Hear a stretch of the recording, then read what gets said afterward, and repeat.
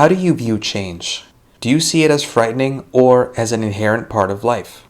If you have a lot of fear within you, you won't like change. You will try to create a world around you that is very predictable, controllable, and definable. Most people go around day to day with an internal check of what is desirable and undesirable in their lives. They look for things that are good and actively try to avoid things that are bad. This stems from our survival instinct. If your basic needs of food, shelter, and survival are met, then this instinct will transition to psychological things. When someone yells in your face and you feel your heart pumping and your body either collapsing into itself or posturing up to fight back, this is a reaction to protect yourself. The same forces that cause a deer to run away or a dog to bite are active in you, except we do it internally since it's not socially acceptable to physically run away into the woods or punch someone in the face. There are things that cause this reaction in us, and we go around day to day protecting ourselves from them in order to avoid opening those wounds. You will hear things like, we don't talk about that around your father. In this case, the father's inability to see and face his own fear is forcing everyone around him to work around it. Your survival instinct wants you to be okay. All your preferences for what's desirable or undesirable, good or evil, come from this. The choice you have is to either protect the blockages within you by trying to arrange the external world so it never touches them, or work through them so you can just live your life. To illustrate, let's imagine you have a big thorn in your arm. It's deep enough that it touches a nerve, so whenever it's even slightly grazed, you feel a searing pain. Because of it, you can't sleep comfortably, you can't move around comfortably, and you spend all your energy making sure nothing ever touches it. Instead of removing it and working to heal the wound, most people simply try to change the external environment so that the thorn is never stimulated. This takes tremendous effort, but if we dedicate enough energy to it, we may delude ourselves and think that we have the thorn under control. But the opposite is true. Everything you do revolves around that particular thorn, and you try to control the world and other people so they don't ever hit it.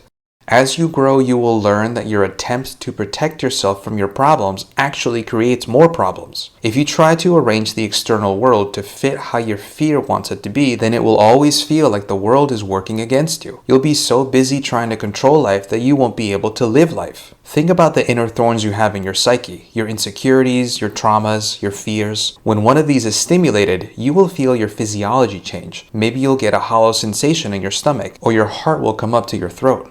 We don't notice these unless it gets worse than usual, but this is our default state. We are constantly trying to stop suffering right now, suffering about what happened in the past, or worrying about potential suffering in the future. If you have a fear of rejection, you will try to manipulate the world to avoid the pain of rejection. You will avoid things that you think other people will reject and try to do the things that you think other people will approve of. We don't even notice it, but this is a cage of our own making. The bars of our cage are made from our fear, and the cage expands or contracts depending on the limits of our comfort zone. The second we hit that boundary, our psyche will resist, and everything in our bodies will be pushing us to run away to safety and protect ourselves. To end our default state of fear and suffering, we must first realize that it is happening.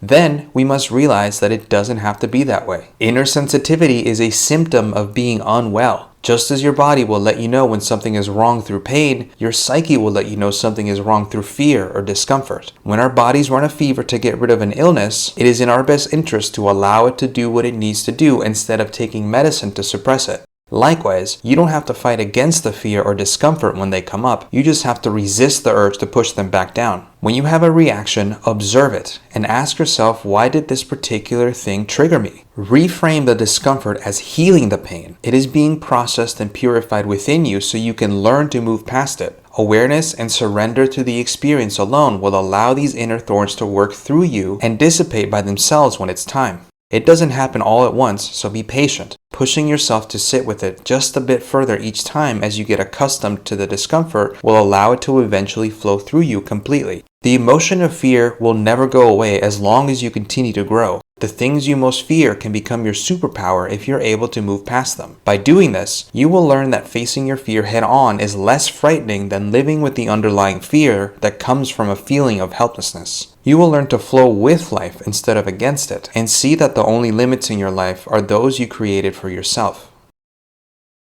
Thanks for watching. If you like this video, make sure to like and subscribe for more. And if you want a deeper dive into these concepts, check out my book recommendations in the description.